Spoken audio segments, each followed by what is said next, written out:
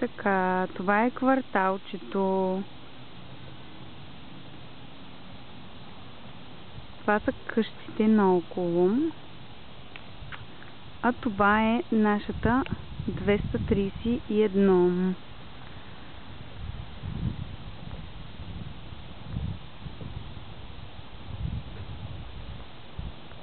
Ето това е зеленината пред вратата и вратата. Влизаме.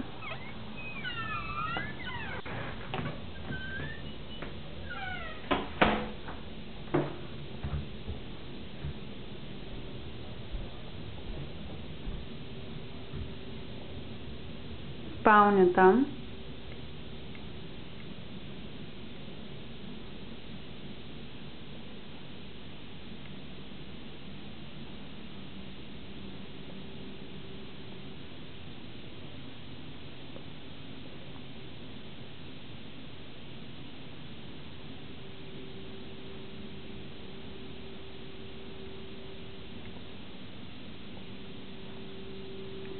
Тук влизаме навътре. Банята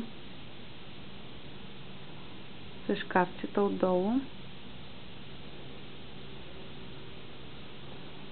Банята.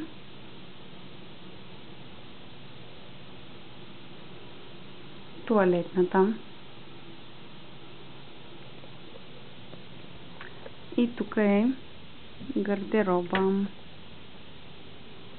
Дрехите.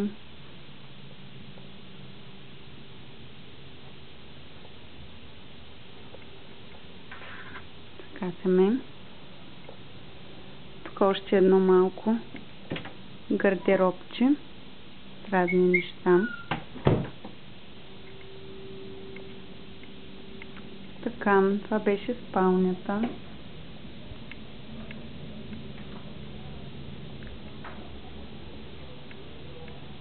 Това е хола с телевизора, който ще бъде сменен утре. Масичката, на която съм си наредила свещи,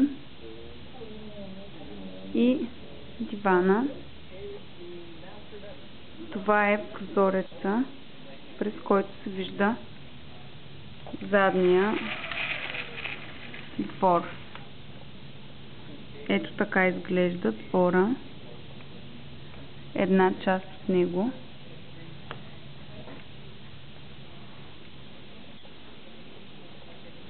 Така. Това е трапезарията с Ицо, който работи в момента. Най-непотребната вещ. Това е тук кухнята. Сложила съм си ваза с сухи цветя, някакво шкафче и тук съдомиялната е това черното. Миската. Тук пак ето какво се вижда от този прозорец.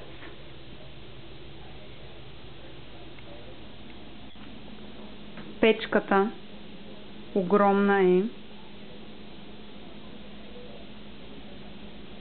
Тук микроволновата. Хладилника с такова за лед и за студена вода. И тази масичка, на която има два стола високи, на която се пия кафенцето сутрин. Насам е другата тоалетна.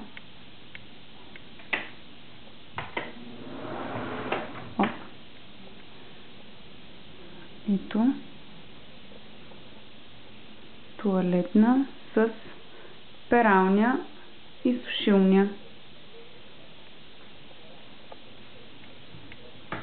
Загасяме.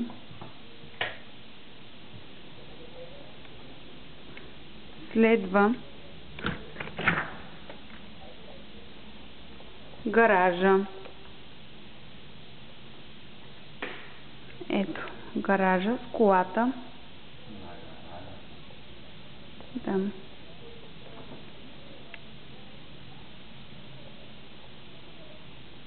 Колата сте я виждали. Затваряме.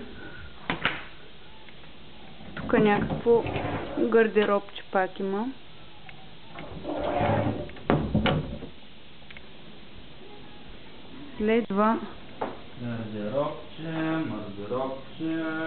Следва моята стаичка от къщата. Това е верандата, която е закрита. Тук се чета книжката долу на земята. Някакво шкафче. Ето, тук се вижда задния двор най-добре какво има. Хубаво е. Подаръка от приятелите. Ето там се вижда, че има люлка отзад.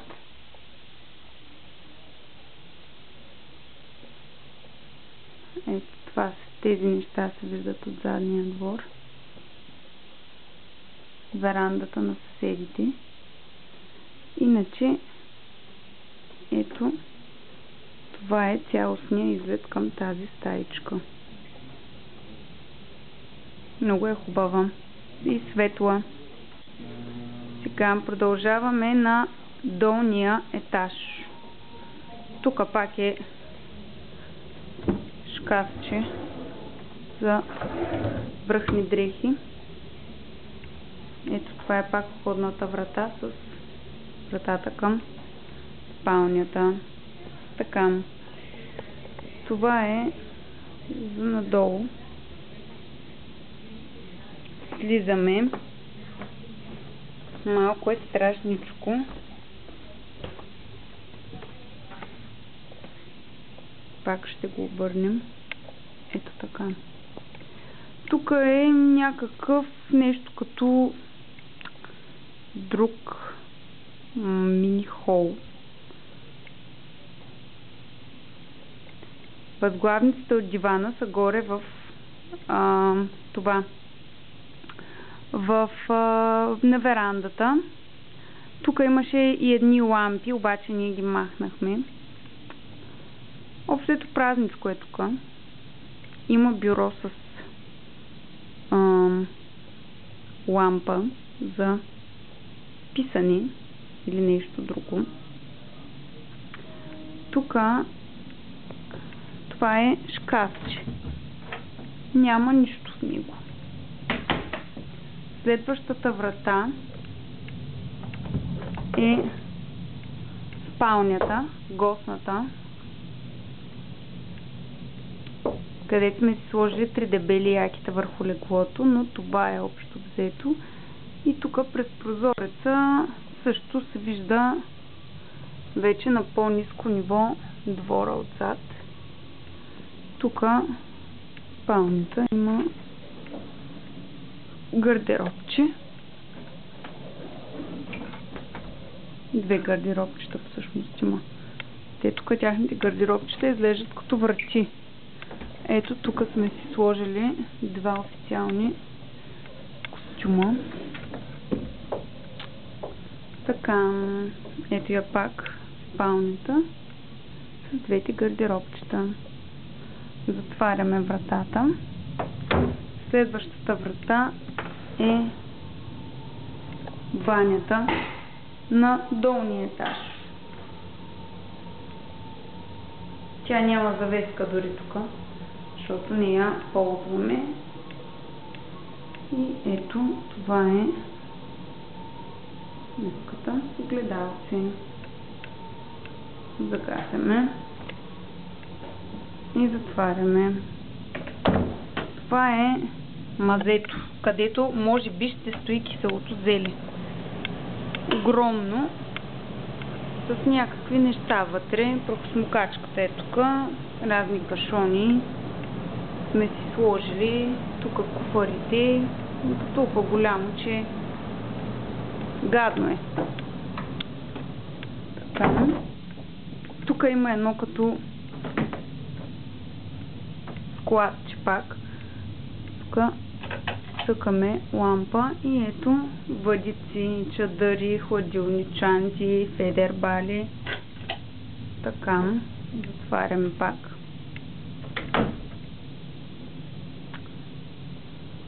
Пак тук минаваме и общо взето това е къщата. Качваме се пак нагоре. Горе. Друго интересно нещо, ето тук как съм си аранжирала някои сухи листа срещу вратата.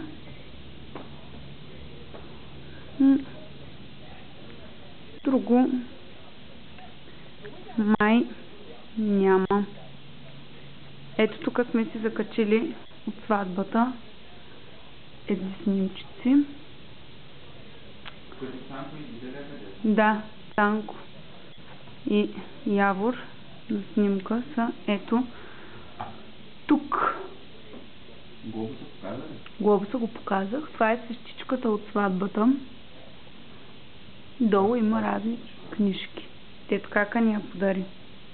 Това вчера си го набрах от малко нелегално до езерото, но хубаво се получи така вазичката. И така. А пък ето къде е. Но ми харесва това перденце отгоре на кухнята. Това е... Само да пусна малко лампа. Това е абсорбатора. То пък тук не се вижда. Малко лампи. Ето това е. Това е печката. Много е голяма. Събира двете ви една до друга. Това са котлони. Това е абсорбатора. Ей това. Така надолу, много странно. И това е барбекю, на което можеш да си правиш направо месото отгоре. Това е тубата с водата. Друго интересно няма. Мога да ви демонстрирам цъкната лампа. Тук навсякъде има 100 лампи.